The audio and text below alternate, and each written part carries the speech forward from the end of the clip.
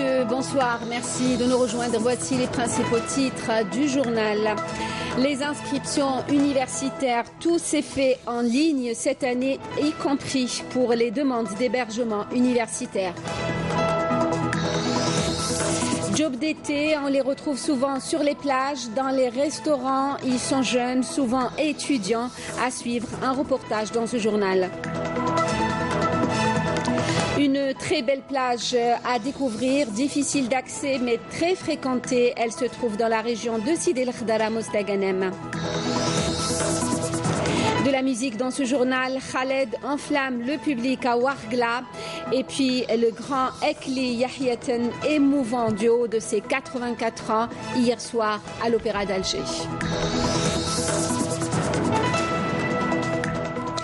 La célébration du 20 août, la journée du Moudjahed hier, a été l'occasion pour la distribution de milliers de logements à travers tout le pays. À El Oued, 300 logements ont été distribués et 1500 aides pour l'habitat rural, alors qu'à Ombouagui, pas moins de 1100 appartements ont été remis à leurs bénéficiaires. Yasmine Chouir. Après des années d'attente, c'est au sein de la Maison de la Culture Nouar Boubakar à Ombouagui et dans le cadre des célébrations du 20 août qu'ont finalement été distribuées les clés des logements. Aujourd'hui, les autorités locales nous ont enfin remis les clés de nos appartements. On attendait cela depuis 2012, date à laquelle nous avons déposé nos dossiers et heureusement, c'est fait. Le but de ce programme de logement dans la wilaya est celui de l'amélioration continue du quotidien du citoyen.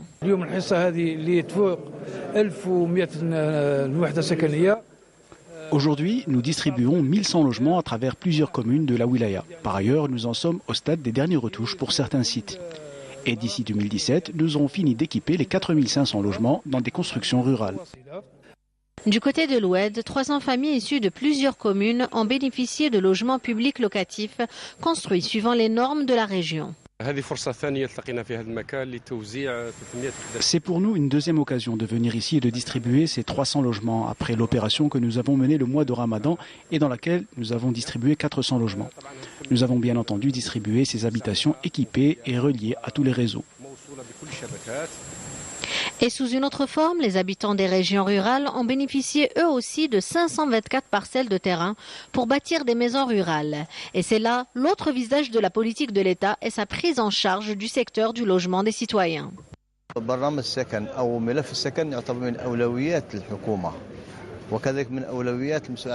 Le dossier du logement représente une des priorités de l'État et aussi une priorité locale. Nous avons plusieurs programmes en cours et nous allons distribuer un maximum d'habitations et ce jusqu'à la fin de cette année. Si je dois donner des chiffres, plus de 3000 logements et plus de 5000 parcelles de terrain seront distribués au niveau de la wilaya d'El Oued. C'est ainsi que 10 000 logements sont en cours de construction dans la wilaya de l'Oued avec un taux de réalisation très avancé.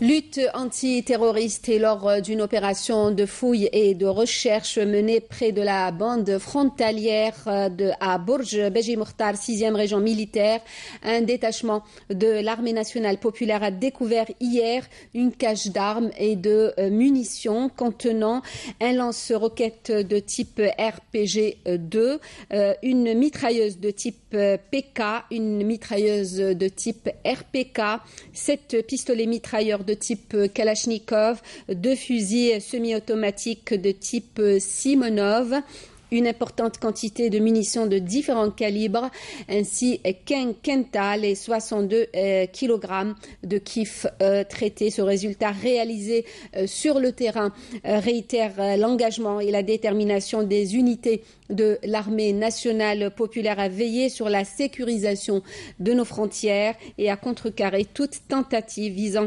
l'intégrité et la sécurité du territoire national. Pour les inscriptions universitaires, tout s'est fait en ligne cette année, y compris pour les demandes d'hébergement dans les résidences universitaires. La première phase devait se terminer hier, mais elle a été prorogée de 48 heures. La plateforme dédiée à l'hébergement sera donc fermée demain avant sa réouverture prévue du 5 au 9 septembre prochain. Abdelhalim Yaïch. À partir de n'importe quel poste connecté à Internet, les nouveaux bacheliers peuvent s'inscrire à travers un nouveau portail dédié au choix de l'hébergement universitaire sans se déplacer, ni même présenter un dossier administratif.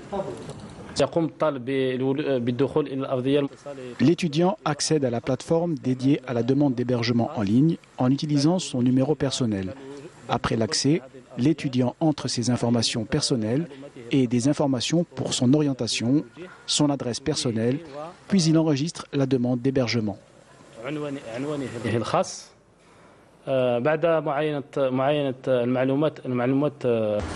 Cette opération d'enregistrement en ligne offre aux nouveaux bacheliers, qu'ils soient à l'intérieur du pays ou à l'étranger, la possibilité de choisir une filière ou un domaine de formation qui s'est étendu cette année au choix de la résidence d'hébergement et à la prise en charge des baccalauréats étrangers et spécifiques.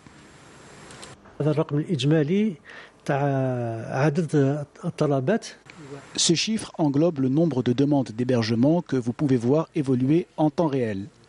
Il a diminué car la majorité ont déjà effectué leur demande. L'opération devait s'achever hier, mais on l'a prolongée de 2 jours. Et nous allons réouvrir le site du 5 au 9 septembre prochain.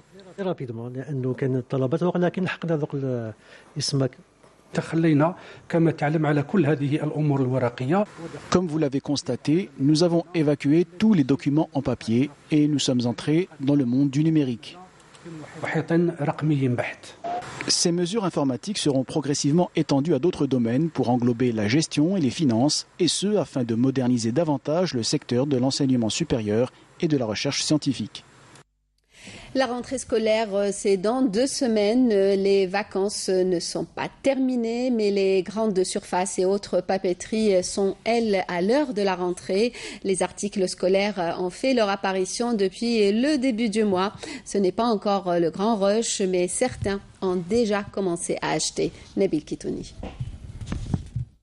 Alors que l'été continue de drainer du monde vers les plages, certaines personnes ont choisi de prendre une autre direction, celle qui mène vers les rayons consacrés aux fournitures scolaires. Et oui, la rentrée n'est pas aussi loin que ça. Pour éviter la ruée du mois de septembre, on prend les devants. Une fois sur place, on peut observer que des efforts ont été une nouvelle fois fournis en ce qui concerne la disponibilité des articles. La qualité est aussi à l'ordre du jour, sans oublier la part belle faite à la production nationale. Vous avez une offre qui répond à la demande. Les articles sont multiples. Cette année, plus de 300 articles scolaires ont été produits en Algérie, alors qu'auparavant, on devait tout à l'importation. Reste que le dernier mot revient comme toujours aux clients, et là, l'exigence est toujours de mise, surtout lorsque le portefeuille est mis à rude épreuve. Je ne vous mens pas, je suis la maman de 3 enfants. Ils sont tous inscrits à l'école, donc je ne fais pas trop attention à la qualité, mais plutôt au prix. Moi, je souhaite que mon père m'achète ce qu'il y a de mieux. Marque, couleur, effet de mode ou prix, qu'importe finalement, puisque le premier souhait des parents se conjugue avec la réussite scolaire des enfants. Ils sont de plus en plus nombreux, ces jeunes souvent étudiants, à profiter des vacances pour travailler en tant que saisonniers. Des jobs d'été, histoire de se faire un peu d'argent et préparer sereinement la rentrée. À Ain Timouchent, le reportage de Amel Issiritir. Adam a 19 ans. Il vient de Naama. Il a eu son bac cette année et il veut mettre de l'argent de côté pour passer au mieux sa première année universitaire. Le travail saisonnier, c'est l'occasion pour mettre de l'argent de côté. Et comme chaque année, il est agent polyvalent dans ce complexe touristique situé à Ain Timouchent. Je suis là pour guider les estivants. J'assure la sécurité des enfants à la piscine et je suis aussi réceptionniste. J'ai choisi de travailler l'été pour gagner de l'argent afin de pouvoir me payer un voyage avant la rentrée universitaire. Ils sont serveurs, maîtres nageurs ou plagistes. Des milliers de jeunes comme Adam choisissent de travailler l'été. Je suis saisonnier ici en tant que maître nageur. Je travaille de 8h du matin jusqu'à 18h, parfois plus. J'assure la sécurité sur la plage et j'interviens en cas de danger. On débarrasse la table, on fait la mise en place, on fait tout ici. J'ai terminé mes études. Maintenant, je travaille ici parce que je sais qu'en été, il y a du travail. Et surtout ici, il y a beaucoup de monde. Ils enchaînent les heures sous un soleil de plomb. qui ne décourage pas pour autant ces milliers de vacanciers de venir tenter leur chance sur la côte. On reste dans la région de Ain Timouchent. On passe de devenir un grand pôle touristique. De grands projets sont en effet en cours de réalisation pour répondre à la demande de plus en plus importante. La région accueille chaque année des milliers de vacanciers. Illustration du côté de Terga avec Amélie Siritir. À quelques 15 km de Ain Timouchent apparaît la commune de Terga, un lieu de toute beauté. Idéal pour passer des vacances en famille. Le cadre est très agréable pour des familles, en premier lieu. Il y a la sécurité et le service aussi. Donc au lieu d'aller à l'étranger et de passer des vacances à l'étranger, on a préféré rester en Algérie. Ce qu'on a trouvé ici, qu'on trouvait ailleurs et qu'on ne pensait pas le trouver en Algérie, c'est surtout la tranquillité, la sécurité, la qualité des services. C'est ce que cherche la famille algérienne. Il y a mes vacances, je m'amuse, il y a la piscine, la salle de jeu et il y a toutes les choses qu'on a besoin là. L'endroit est beau et il y a beaucoup de l'ambiance ici. Cet endroit est merveilleux, surtout il y a une grande piscine, il y a des soirées, il y a des chanteurs, il y a du clown. Des milliers de touristes fréquentent les lieux chaque année, mais les investisseurs veulent passer à la vitesse supérieure. Ici, les infrastructures touristiques fleurissent de partout. Le projet qu'on avait lancé il y a 5 mois de cela, c'est un projet public-privé.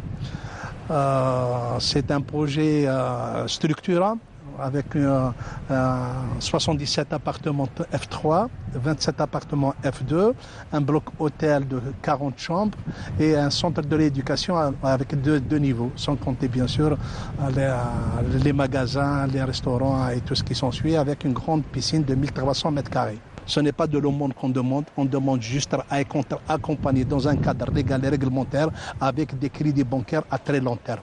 Sans ça, on ne peut pas développer notre secteur. Nous comptons réaliser un hôtel thérapeutique ici, nous comptons réaliser 100 villas derrière moi. On vient d'acquérir Hammam Bouhadjar, le bain, la station thermale communale qu'on va entièrement démolir et réaliser une véritable station thermale avec nos amis croates.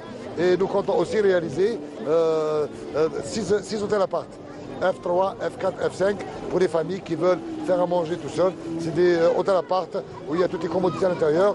Et bien sûr, juste à l'entrée, comme vous allez le voir dans les maquettes, nous réalisons avec nos amis turcs un aqualand géant qui peut recevoir 5000 personnes jour. Des hôtels, des villages touristiques, des campings et des restaurants, le tout complété par un service de qualité remarquable, ce qui permettra de rendre le séjour plus agréable. C'est une très belle plage que l'on va découvrir dans un moment, sans doute l'une des plus belles plages d'Algérie. Elle se trouve dans la région de Sidi El Khedar à Mostaganem. Son nom, la caverne jaune. C'est que jusque-là, la plage était plutôt sauvage, pas très connue, mais plus pour le moment, nous dit Menel Boutouaba. Au milieu de ces montagnes et de ces paysages féeriques, l'on découvre une plage naturelle et sauvage baptisée El Kahf El Asfar ou la caverne jaune, connue et fréquentée jusque-là seulement par quelques habitants de Mostaganem. Grâce aux réseaux sociaux, elle est désormais la destination privilégiée pour des centaines d'estivants venus de tout le pays et même de l'étranger. On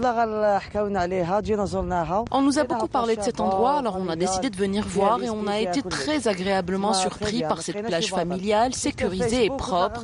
J'ai découvert l'endroit sur Facebook et franchement, on ne regrette pas le déplacement. En plus, les gens d'ici sont très accueillants. L'endroit est vraiment beau. On est entouré de montagnes. Il y a même des grottes un peu plus loin là-bas.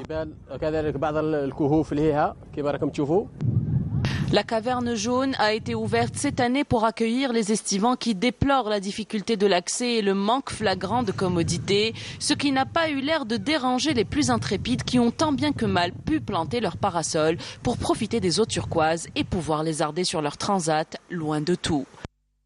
La plage est très belle, mais complètement abandonnée par les autorités locales. Il faut créer une route et des services pour les estivants, un parking, des magasins, des restaurants par exemple. Vous avez constaté un afflux important des estivants vers cette plage qui a été ouverte très récemment, durant cette saison estivale d'ailleurs. Beaucoup de personnes viennent des wilayas de l'intérieur du pays et même des wilayas du sud, voire même de l'étranger. Nous avons fini les travaux d'aménagement avec l'ouverture d'un accès vers la plage, mais aussi avec la mise à la disposition des estivants de l'eau potable, car à proximité il y a des sources. La protection civile est mobilisée sur place et la gendarmerie également.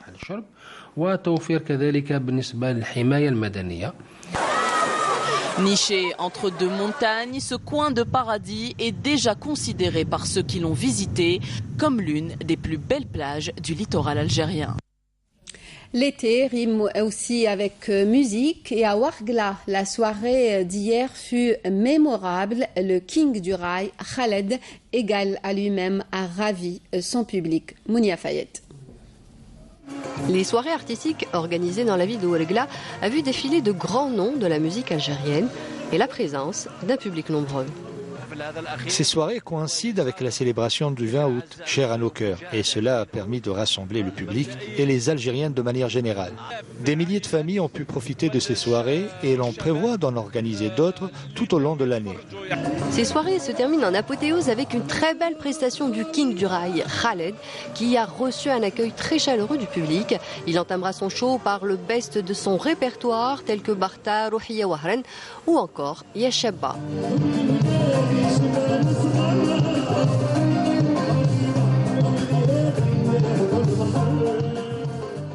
Je suis très heureux d'être à Ouargla et dans mon pays. J'espère être à la hauteur des espérances et que le public sera satisfait. Je remercie également le ministre de la Culture de m'avoir invité à cet événement qui est bien sûr parrainé par le président de la République. Et j'espère avoir l'occasion également d'aller voir les gens de Tamanrasset et de Tindouf. C'est formidable, merci de nous faire plaisir. C'est une très bonne initiative, mais j'espère que pour la prochaine fois, la durée sera un peu plus longue. J'espère que ce ne sera pas la dernière fois. Vive l'Algérie! Ce soir, c'est le King, ça va être super. Le King enflammera la scène du théâtre de plein air pendant des heures, au grand bonheur de la foule et des gens de la région qui n'en demandaient pas plus.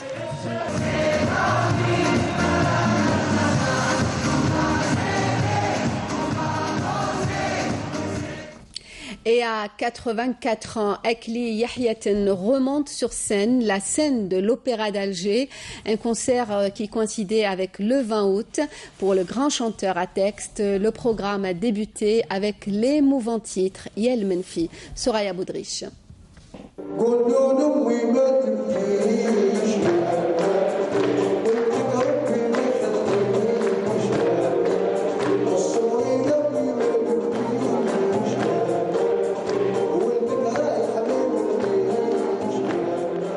L'Opéra d'Alger a accueilli un concert événement animé par un chantre de la musique algérienne, Akli Yahiaten.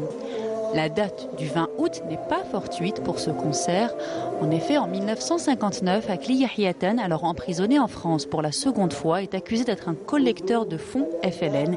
Il écrit en cellule El Menfi, l'exilé, un titre phare de son répertoire. J'apprécie beaucoup cet artiste car il chante dans nos deux langues, en arabe et en tamazir. Et aussi parce que son secret, c'est de proposer des chansons à texte fortes d'un message, comme par exemple El Menfi. Ces chansons nous rappellent notre histoire et nous rappellent la Révolution. À 84 ans, Akli Yahiaten continue de séduire le public algérien, toutes générations confondues. Son riche répertoire continue d'influencer d'autres chanteurs, à l'instar de Rachid Taha, qui a repris El Menfi, ou encore Ayakham, La Maison. Le secrétaire, c'est un maître. Bon, on a beaucoup de maîtres, malheureusement, il y en a qui sont morts, qui ont les matos. Ou Dakli, je ne sais pas comment vous expliquer. C'est un monument.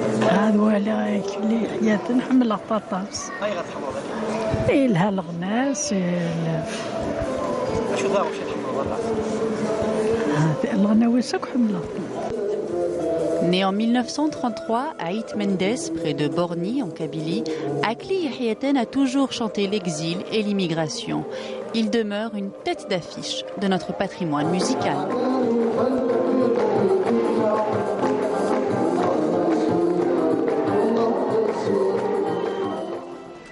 Ainsi s'achève ce journal, le rappel des principaux titres. Les inscriptions universitaires, tout s'est fait en ligne cette année, y compris pour les demandes d'hébergement universitaire. Job d'été, on les retrouve souvent sur les plages, dans les restaurants. Ils sont jeunes, souvent étudiants. Nous avons suivi un reportage dans ce journal. Une très belle plage qu'on a découverte, difficile d'accès mais très fréquentée. Elle se trouve dans la région de Sidi El Khdara, Mostaganem. Il y avait aussi de la musique, Khaled qui a enflammé le public à Ouargla et puis le grand Akli Yahiaten, émouvant du haut de ses 84 ans hier soir à l'Opéra d'Alger. Merci de nous avoir suivis. Le prochain journal est à 20h, l'édition en arabe. Demain à midi, Fela Braz. Je vous retrouve quant à moi à 19h. Passez une très bonne soirée.